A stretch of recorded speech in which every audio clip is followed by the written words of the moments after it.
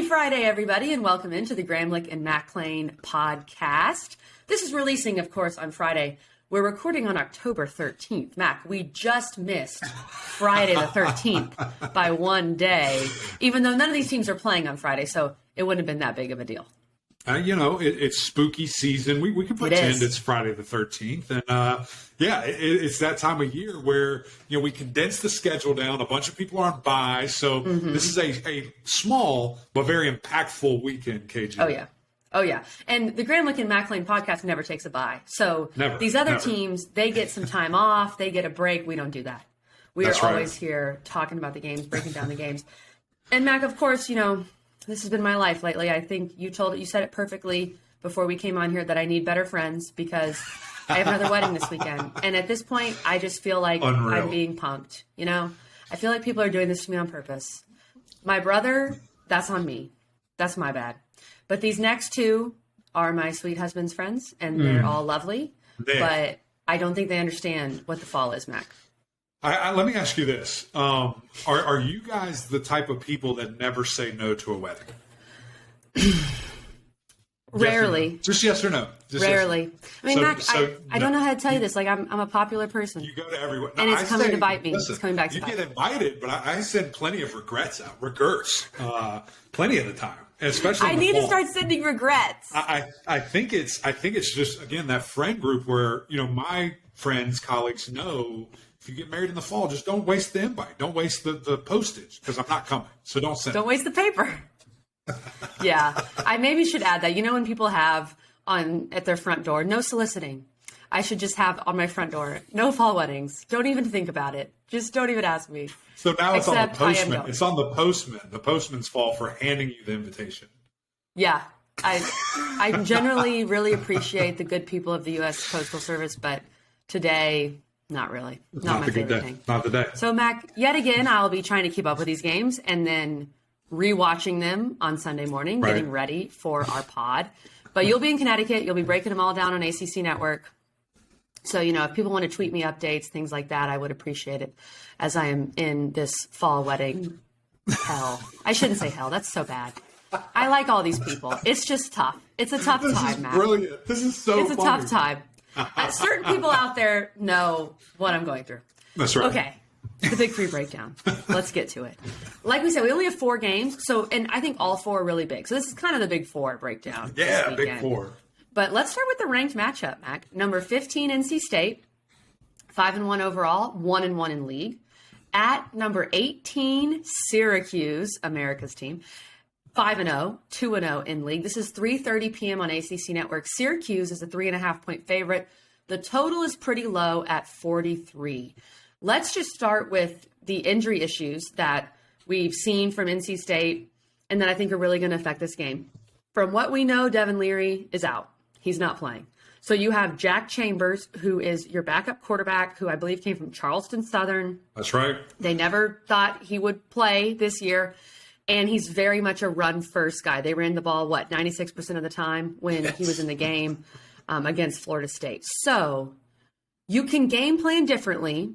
And I think that in some ways you have that element of surprise with Syracuse. They're not quite sure what you're going to do because there's very little film on this guy. But he's not Devin Leary. So how do you see this quarterback situation affecting this game, Mac? Yeah, well, really, I want to start here. I want to back it up just a little bit. How is this game not prime time? I do not understand that at all. It's at 8 o'clock kickoff. We have Clemson that FSU. No, that's it has ABC. The juice no matter what. That's ABC. That's not on our network. You're saying on ACC. I'm saying on our network where we can control. It's crazy to me that we have this ranked matchup. We put it at 3:30. But anyway, I digress. It's going to be interesting, KG, for this Cuse team, this Cuse defense, because as you just said, there's not a lot of film on this young man, and what there is in this system at least, and what there is. Yeah. Is a lot of running and a guy that can change the game with his legs, a guy that can really just take off and run. The interesting piece is when he was at Charleston Southern, he was a very decorated passer. He has a bunch of records and he's in the all-time kind of books there, but it wasn't the most efficient or accurate. He threw his career, he was right at about 55% throwing the football. And so to me, I get you're throwing it a bunch, but you're not completing a lot. It's going to be very interesting to see, just what does this game plan look like from NC State. And then the injury to, Demi Sumo there, if he's going to be able to go, just what does this attack look like? Coach said, yes, he is, and Devin Carter will be fine.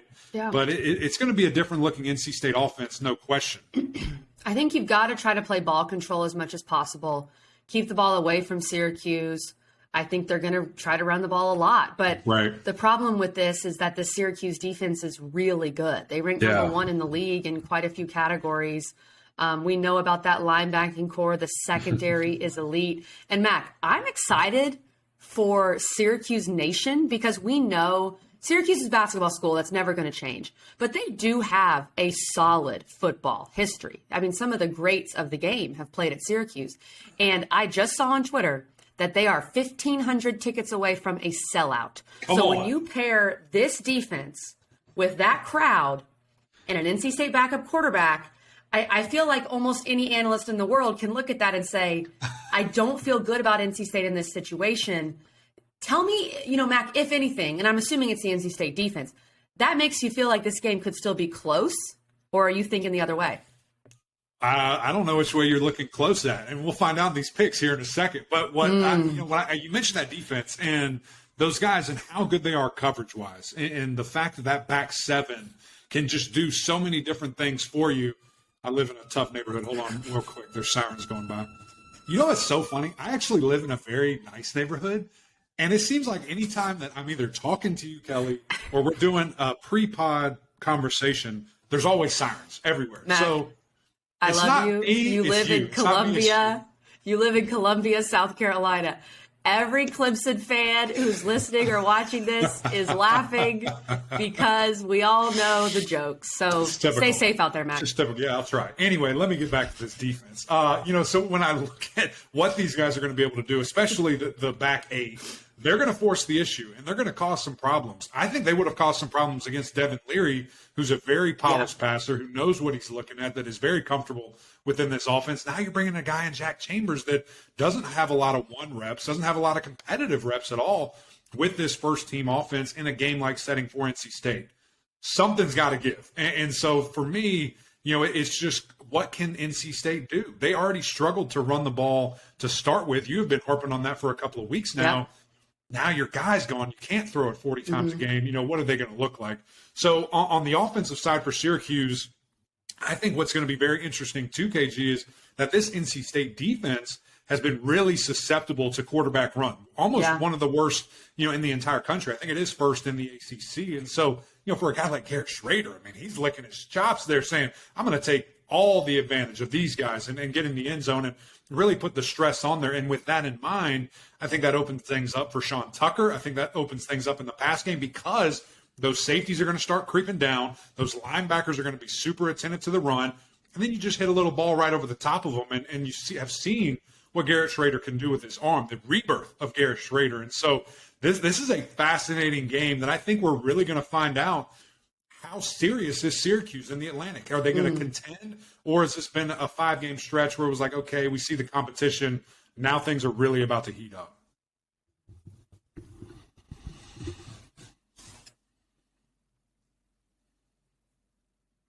You there?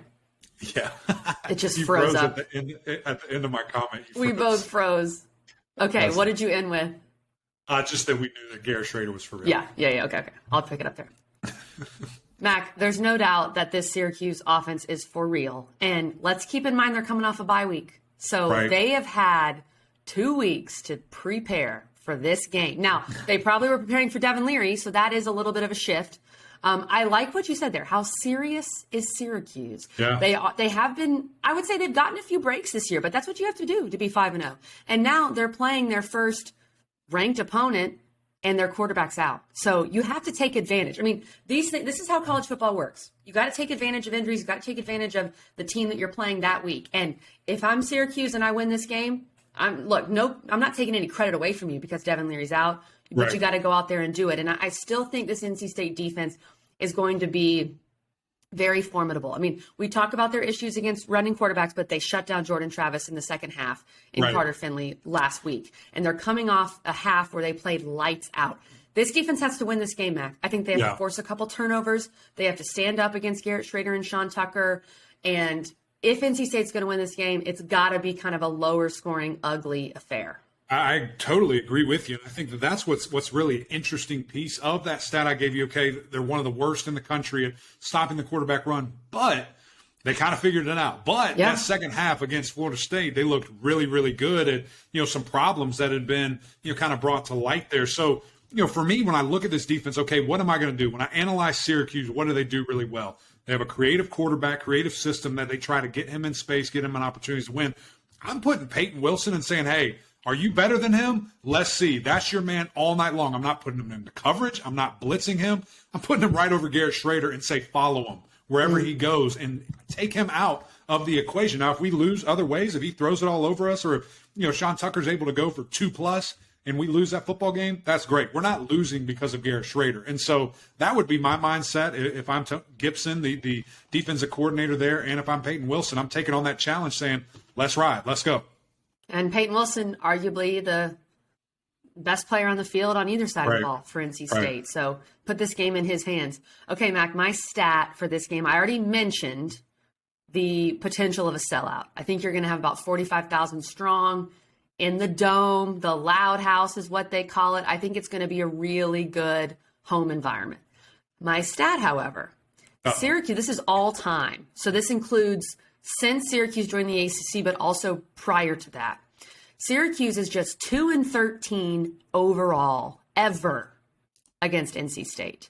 That is interesting. I did not think the record would be that stark, but it's a new year, and very few times has Syracuse played NC State as an undefeated team. So some things are different this year, Mac. Come on, KG Stats and Info. Take that, ball it up, and toss it out of here. I don't care about that. Let me give you some keys real quick, and let's make some picks. You probably see how I'm leaning for this game already. For Syracuse, for me, it's all about those effective QB runs. Can you make him that dynamic of a player? And I believe, as I kind of mentioned, that'll open everything up. Because when you have to have attention on a guy that can be as dynamic as Garrett Schrader can be, there's holes in other places that they can zip a ball right behind the linebacker's head because they creep up. You could get Sean Tucker in space because we're selling out for stopping that pull. We don't collapse down on the running back and want to get the quarterback. So for me, with Syracuse, run the ball effectively with Schrader.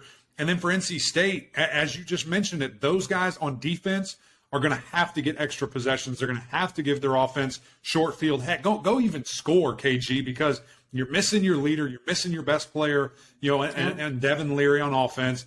You've got to pull even more weight. And that's what we've seen NC State be able to do. These last couple of years, they have found ways to win. It's been special teams. It's been defense. It's been offense. It's the defense's turn right now. They've got to do it. They just helped a big time against FSU.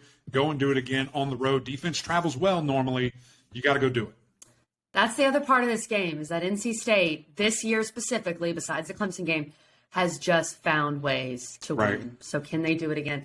Mac, I struggled with this pick because even though Syracuse is undefeated, it's still hard at times to give them the benefit of the doubt. But they're coming off a bye week. They're feeling very healthy as opposed to NC State, who's not. They're going to have a sold-out crowd. Give me Syracuse minus 3.5. Come on, we're on the same page. I love that. There were two stats that just were mind-boggling to me that made me think that this was an easy pick 'em. And that was, number one, when Devin Leary went out, these guys ran the ball 96% of the time. Yeah, that's crazy. I know it's only a quarter and a half, but that's what they did. And I don't know how much more that can honestly change, other than forcing the issue. Like, you're going to have to throw. But I think that's going to be their identity. They are not fantastic at running the football. They're going against a really good defense in Syracuse. The second stat was the fact that they give up all that yardage to quarterback runs. And the fact that I've seen that with DJ Uiagalelei. I saw that with Jordan Travis, so on and so forth. And so to me, Garrett Schrader is going to be the toughest test they play, because although Jordan Travis might be more elusive and more athletic, although DJ may be a stronger runner, Garrett is the more intentional. Like, they will run him. They are not afraid. True. That is a piece of their offense and what they do, and he's been very effective these last 2 years. So I think that is going to really hurt them. I'm interested to see the adjustments. I laid it out what I would do, but with that in mind, I'm going Cuse. I might even go over here, KG. 43 is a little low. I know that it might be a defensive struggle, but I'm going to go Cuse, and I'm going to go over. I could see that because I still think NC State's going to score a little bit. But look, if you're thinking 21-10 or something like that, then you're going under. Right. I don't know. I don't like that total, especially when we're not sure what we're going to see from NC State's offense. Mac, let's get to a game that I think, honestly, of the 4 this weekend, this one is a little harder to pick. This one is one that I feel a little more uneasy about. Number 4, Clemson, 6-0, 4-0 in the league. At Florida State, 4-2, 2-2 in league, 7:30 p.m. on ABC. Clemson's a 3.5-point favorite. The total's 51. Okay, look, Clemson has dominated Florida State in recent history. Look at your face. Go on. They've won the last 6 against Florida State. We know that. However, they haven't played in Tallahassee in a long time. And yes, the last time they played in Tallahassee, I believe, would have been 2018, which was an absolute trouncing where you had the professor in the stands reading the book. Remember that game. And I do have questions about where FSU is mentally, physically, and talent-wise. They're so much better than last year. It's not even funny. And they've been so close, the Wake game and the NC State game. But this team, which went through a lot of adversity last year, this adversity is different. You're 4-0, you're riding high, you're ranked. You lose 2 close games. Are you starting to doubt your ability to beat good teams? Because, guys, LSU's not any good. And it's still a good win, but LSU's not good. And that's kind of your signature win there. So where do you think – I know where Clemson is mentally. They're confident. They're thinking, let's go 7 in a row against FSU. No big deal. Where do you think FSU is, Mac? I think I need to start by saying this, that there are 2 weeks in the year, in the football season, that I wear orange-tinted glasses. The first week is right now, when Clemson plays FSU. The second week is in Thanksgiving when Clemson plays Carolina. Sure. Those 2 weeks, I'm a little biased. And when I see this -3.5, it's the biggest joke I've ever seen in my life. Take your life savings, go to your closest bookie, app, bank, and say, put all my money on Clemson. There is no way that Clemson only wins this game by 4 points. Like, that is absurd to me. I don't know how, number one, you think that. Number two, this FSU team was so high. Oh, man, we're back. We're doing all this. You just got smoked by 2 of the second and third best teams in the Atlantic. Smoked by 10, and you got lucky that you got smoked by 10. It should have been by like 25 by Wake Forest at home. They dominated. Wake Forest forgot how to play. They forgot how to play football. It's okay. Clemson will not do that. Clemson is going to go out there and dominate. All right, let me take these glasses off real quick. I'm sorry. Oh, man. I Good thing I'm here. That out there. I had to lay that out there for a second. No, I think it's going to be interesting. It will be interesting to hear the mindset or see the mindset of Florida State because of what I just said. Because when you start a year ago 0-4, we thought everybody was going to jump off. We thought this and that. They didn't. They rallied. They came together. Now it's like the opposite thing has happened. This team is 4-0, ranked in the country. Everybody's excited. Everybody's jacked up. Now you're facing some real adversity. And we're seeing, if you look at the last 2 losses, Wake Forest, those guys had 1 billion penalties, all those yards. And then in the NC State game, they just fell apart in the second half. So you're seeing these guys kind of, I'm not saying pull apart. I'm not questioning anybody's culture or anything like that, but you're seeing why they lost and how they lost and the reasons kind of why. And guys on different pages, and we're throwing a pick that was just horrendous to kind of end the game there with 2 guys on different pages. And so to me, if Clemson goes up a touchdown, if Clemson marches down the field or gets a big stop or a turnover, what does that team look like in Florida State? Mentally, where are they going to be? Are we going to see arguments between each other, yelling at each other? What are you doing? What do you know, because it's a little bit different when you have that success and then face adversity. You start trending backwards a little bit, 2 things and forget what got you there. Now, do I think that's going to happen? Maybe. Do I think that certainly this FSU team is solid and has really good offensive weapons, and can they take advantage of some things that we've seen Clemson be lax at this year? Maybe, but I'm also seeing a Clemson team that's getting better each and every game. I'm seeing a Clemson defensive line that's going to be at their best, that has everybody back. Yeah. We haven't seen it once this year. And Brian Brzez's back, Xavier Thomas is back, and they're with those guys. And so for me, it's going to be very interesting because what does FSU want to do? They want to run the football. What have they done? That's their identity. Clemson is allowing 60 yards per game running the football. Like, they're going to take that away from you. That's what they do. So can you throw it 40 times a game on them? I just don't think so, KG. So for me, that's why I have these reservations. That's why when I see that line, it's baffling to me, quite honest.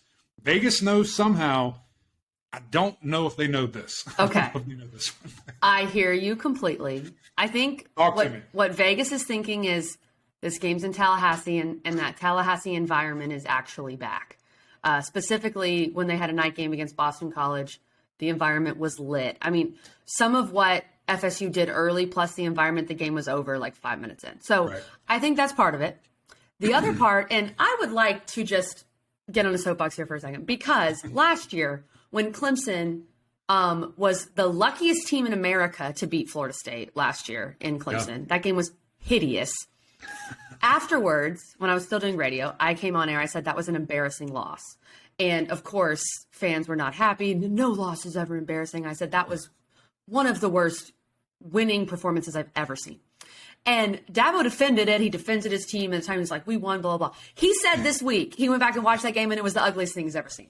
Thank you. That game was hideous. It was absolutely awful. And Clemson got very lucky to win. But that's part of it, too. This game was close last year, and it should not have been in Death Valley. And we know FSU is going to be up for this game, as you know they have for other teams. But I hear what you're saying, Mac, about the running game. I think that's the biggest factor here. Florida State has relied on running the ball. They've been one of the better running teams in the country. Ward, who is their bell cow, is out. That is a problem. They have two other guys, Benson and Toafili, who are very good. But your main guy is out, and you're going against one of the best, if not the best, rushing defenses in the country. So you're going to say, Jordan Travis, beat us with your arm. FSU has some very talented wide receivers. Micah Pittman, Johnny Wilson, Ontario Wilson. Those are names that come to mind. Can they step up and make plays? I think so, but not to the extent of what Wake Forest did. And to me, that's what you're going to have to do to beat Clemson, is you're going to have a guy like Sam Hartman and all of those wide receivers making ridiculous plays and kind of going toe for toe with the Tigers. So I'm not sure FSU can score enough. I think that's one of my main concerns for FSU. But Mac, I also think in some ways we're sweeping the BC game under the rug, because Clemson looked pretty bad in the first half against Boston College. And the offense, not the defense, the offense really struggled. Right. So was that just a blip? Sure. Or has this offense been figured out a little bit? Right. Well, I'm interested to see. And I want to say no, they haven't been figured out, because when you look at the totals and when you look at what the offense looked like, those two games that Clemson played, Wake Forest and NC State, they're kind of splits in regards to targets and who they threw the ball to. It's like wide receivers 50%, tight ends 35%, the running backs, whatever the difference is. In that Boston College game, it was like 94 and then everybody else to the wide receivers. No tight end targets, of those basically. guys, on top of those guys dropping the football, dropping touchdowns. And so it was this weird performance. That was in the cold. I'm not making excuses. It was also freezing. This game is down in Florida. I think those guys are going to be ready. DJU, I mean, I just can't, again, just tell you how much better this young man is playing. One of the stats that I found over this past week was that there are only two quarterbacks in the entire country with four 2,000 passing yards plus, and with the 200. I'm struggling to read this right now, KG. You got it, Mac. Here we go. 200 passing yards, and then 50-yard rushes. And so when you look at both of those combined in one game, he's had four of them. The other guy, Drake May, who we think's the best quarterback in the ACC. Who we just had on the pod. Go listen to it. That's right. Check it out. And so with that, he's just doing a lot of good things for his team. He's able to pick it up. I think that these guys are just rolling. And again, that line, I keep getting caught up on it. That's just crazy to me. It really is. I really think the mental side of this game is a big factor. Mac, here's my stat, and I would like for you to reminisce for us a little bit. And I'm sorry to bring this up, but the last time Clemson lost at Florida State was the year of our Lord, 2014. Eric McLean played in that game. That was a Cole Stout started, Deshaun Watson finished there. It went to overtime. There was a crazy fumble. It was wild. Jameis Winston didn't play. He was benched. It was an insane game. It was also the only overtime game in series history. But that was a long time ago. I mean, Mac, who is old and has a child, was playing. I mean, that's how long ago this game was. Mac, what do you remember from that game? Well, it was just Clemson couldn't get out of their own way. I mean, we had a walk-in touchdown that all we had to do was flick the ball to Jordan Leggett. throws it at his feet. I think we kicked a field goal. We might have missed a field goal. Then there was another time Deshaun's in the game. We're at like the 10-yard line, about to walk in, score again, snap it over his head, 40-yard loss. We punt. And then in overtime, had a perfect play call, pitch to the running back. He's going to walk in to win the game like it's over. Hits him in the face mask. He drops it. Florida State scores, and the game's over. It was insane. So there was a lot of bad juju in that game for us that we ultimately lost that game. And I think we went to like 1-2. 1-2 because crazy. The Georgia lost as well. That was the first time in my life I had a losing record. So it was terrible. It was unbelievable. And I think that, I don't know, maybe that luck is still there in Old Doak, and they figured it out. Well, think about, I just wanted to bring that up because it was the last time that Florida State beat Clemson. I appreciate it. But also, just think about so much has changed since that game. I mean, that game for Clemson fans FSU was in the playoff that year. Oh, yeah. FSU was the defending national champion, and they beat you without Jameis. And so for Clemson fans, that was so much more demoralizing. Like, are they ever going to get over the FSU hump? And now they've won 6 in a row. So it's really fascinating how this series has shifted so quickly. What are your keys for this game, Mac? Yeah, for me, and with the Tigers, it's as simple as stopping the run. You know, that's just what FSU's so good about. You mentioned Ward not being in, still have the two guys that they feel really good about. And can Jordan Travis add that element? I think he's going to have to, you know, just from a production standpoint. They've done it all year long. I think this will be their biggest running test, you know, that they've played this year. And the good thing is all those defensive linemen are back. So they're feeling really good. Defense is kind of hitting its stride at the right time. And then for FSU, it's simply just create turnovers. I think that if you use that secondary, which is the best in the ACC pass defense, confuse DJ, get your hands on the football, get Doak going, get it jacked up, as you mentioned, that environment, it can swing stuff. Then I think, okay, we're in business. We're in a spot where we punch these guys right in the mouth, and we're feeling good about our offense. So I'm excited about it. I know that was a little orange-tinted analysis for you, but it's one of my favorite games of the year. Excited to be with my boy E.J. Manuel all weekend. We've got a little bet. Loser of this game has to wear the other team's colors for the entire postgame show. So that's an hour of him rocking some orange with a big old paw on it. So I'm excited for him that he gets to wear those pretty colors. I love those kind of bets. And I do love this game. Even though FSU is not ranked, the fact that we have a single-digit spread here is better for the league, awesome, better for college football. I think this game is going to be close. I think it's going to be uncomfortable for Clemson fans, but I do think Clemson eventually wins it. I think Clemson eventually wins by probably about 10 points. So I'm going to take Clemson minus 3.5. But I do think it's going to be uncomfortable. You're not struggling. You said you were struggling with the pick. A 10-point win that blows this out of the water. I'm with you. I'm 100% with you. I'm taking Clemson over under. Where's the total? 51? 51. Over. I over on that. Maybe. Over. Maybe. I'm going to go under. I'm going to say under. Okay. All right. I'm going to say under. Clemson with the points. Good news for FSU. They have a bye week after this game, and then they only have one ranked team left. So they're getting through the meat of their schedule. Okay, Mac, 2 more games to break down here. We have another rivalry. We've got a lot of rivalries this weekend, and this one is a true blue blood, basketball blue blood rivalry. North Carolina, just blue. It's a blue rivalry. North Carolina at Duke. UNC's 5-1, 2-0 in the league, not ranked. Well, ranked in the Coaches Bowl. Duke is 4-2, 1-1 in league. 8 p.m. ACCN. Mac, this is the prime time game. You put Duke UNC in prime time. UNC's a 7-point favorite. The total's at 66.5. That is a high total. I think this game overall, and if you missed our interview with Drake May, go listen to it.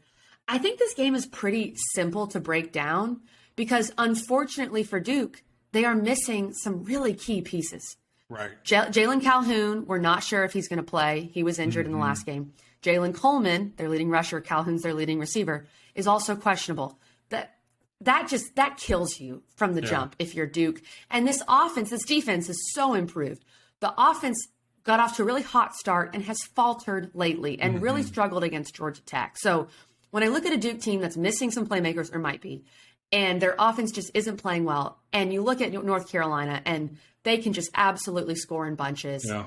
I'm not sure there's any other way to really look at this game, Mac. Am I missing something? The only hidden piece that I know you already know this, I didn't write it in here, I'm sorry, is the Duke at home factor. how differently they play there. They've played a lot better. They feel comfortable. That offense is going to be good. But as you said, missing, Jalen Squared there in the running and receiving game.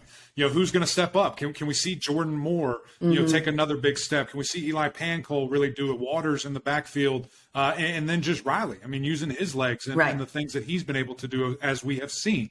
And so I agree with you. It's definitely going to be a tall task. The good thing is you're going against the North Carolina defense that's last in a bunch of different categories in the ACC. It is true.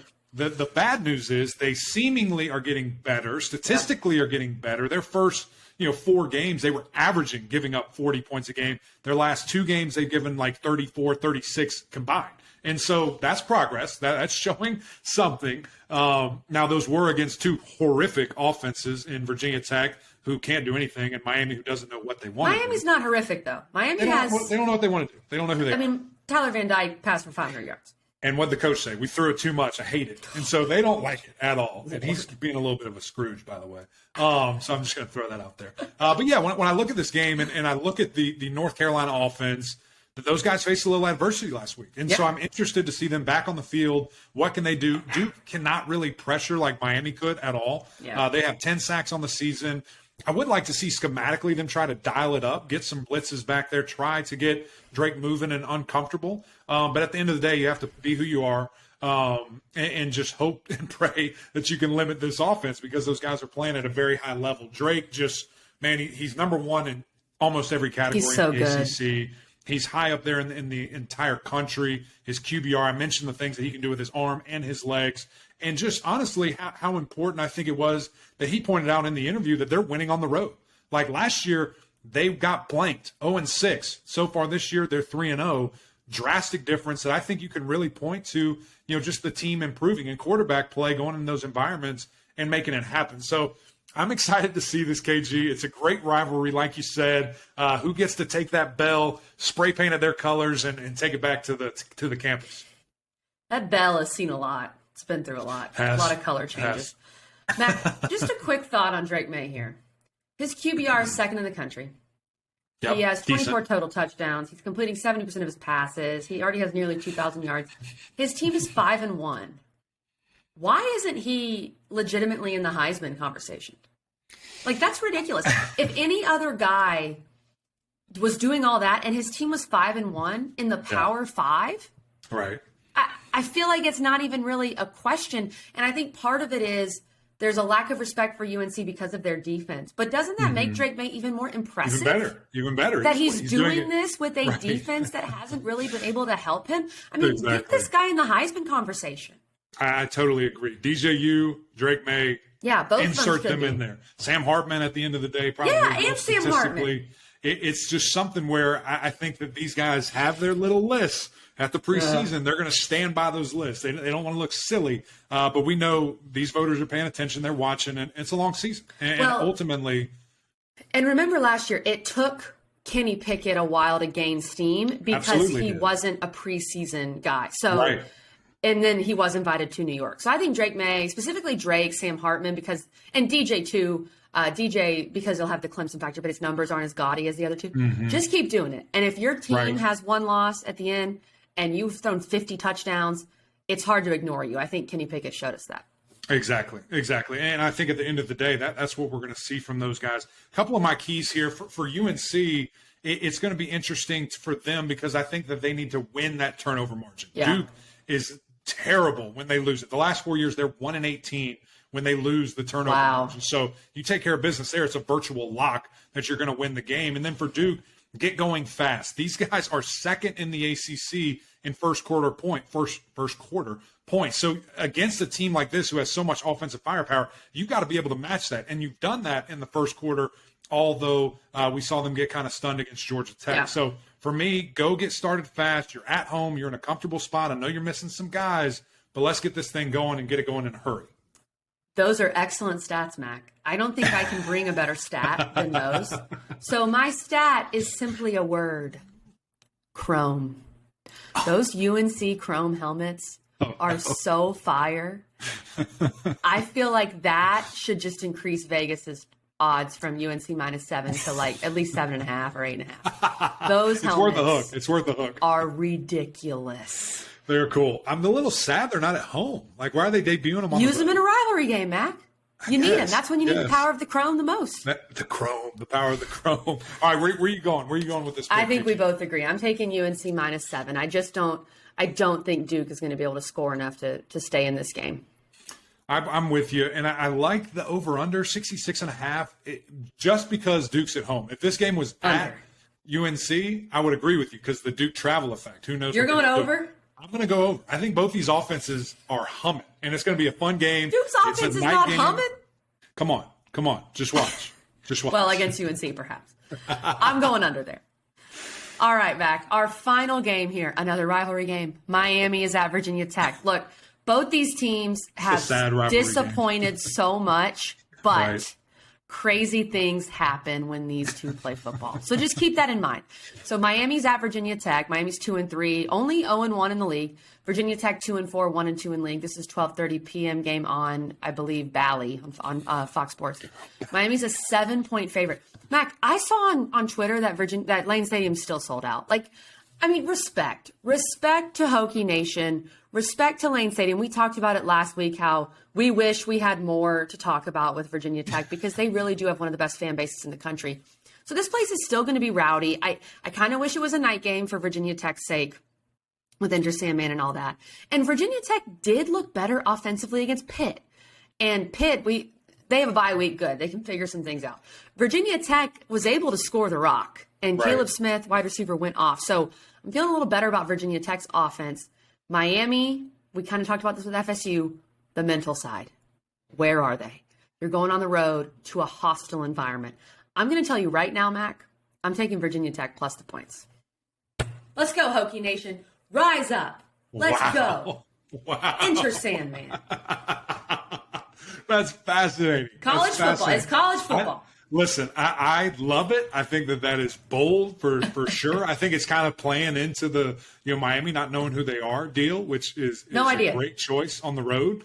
But let me speak positively. Let me speak positively, actually, first. I love what I saw from Virginia Tech in the run game last week. Yeah. I thought that it was fascinating to finally have Malachi Thomas back. I've been wondering, where the heck is this guy? And he's finally back, and he's their leading rusher, goes off, had 15 touches last week. I would love to see Grant Wells have less touches, less improvised runs, give more to him, give more to Keyshawn King there because those guys are fantastic running the football. So I think if you can do that and if you can control this clock, get a couple turnovers, then you're feeling really good about it. Defense. Mac, you just made your pick. Great job. But here's the but. I'm going to bring it back up. I think TVD is feeling really confident. I think that that game is exactly what he needed, where he threw the ball 57 times and was right under 75% completing. I mean, that is nuts. Crazy. Right under 500 yards. Guys were making plays for him. He was made throwing some the ball throws, downfield. Mac, that you think, honestly, with how good all the quarterbacks are in this league, I'm thinking of the one throw where he hit a wide receiver. He was like rolling out to his right and hit a guy basically as he was going out of bounds. Yeah. I'm not sure how many other guys make that throw. I mean, that is an NFL throw. The arm talent for TVD is just exceptional. And what you want to do? You want to hand it off left, hand it off right, throw it. Which they still might do. You deserve to lose if that's the case. So we'll see. I mean, and I kind of jokingly brought it up that they weren't happy with the game plan, which I understand. You don't want to throw it 57 times, but I do want to take some of those 57 passes and keep throwing it downfield and extending drives and trusting my quarterback and trusting these wide receivers. Now, they have to make plays, but at the end of the day, we showed that we could do that. Let's show we can do it in a win. Like, let's figure this game plan out, this perfect balance. These last two games, Miami has not been able to run the football. It's been like 1.5 yards, 1.2 yards a rush. Part of why I like the Hokies. And so we'll see, KG. I'm going with Miami. I guess I'm going under because I think it's going to be ugly. Oh, under. But I think TVD figured something out. I just hope this staff doesn't limit him again. Trying to do a VT. What is the thumb? What's the thumb on the get my thumb out of there. Sorry. Let's go, Hokies. Do it one more time. Were you doing this? Put right? both thumbs away. Put my thumbs are wild. There we go. All right. Put the middle finger away. Oh, yikes. Sorry, everybody. Watch us on YouTube if you're not. Crazy things happen. Oh, guys, we got to get out of here. This is too much. It's falling off the rails quickly. Another great episode, Graham Lincoln, Mac Lane. Do us a favor. Go over to YouTube. Go over to Apple Podcasts. rate, review, subscribe. It's always fun to hear from you guys. Give us any feedback. We would greatly appreciate that. But until next time, we'll see y'all.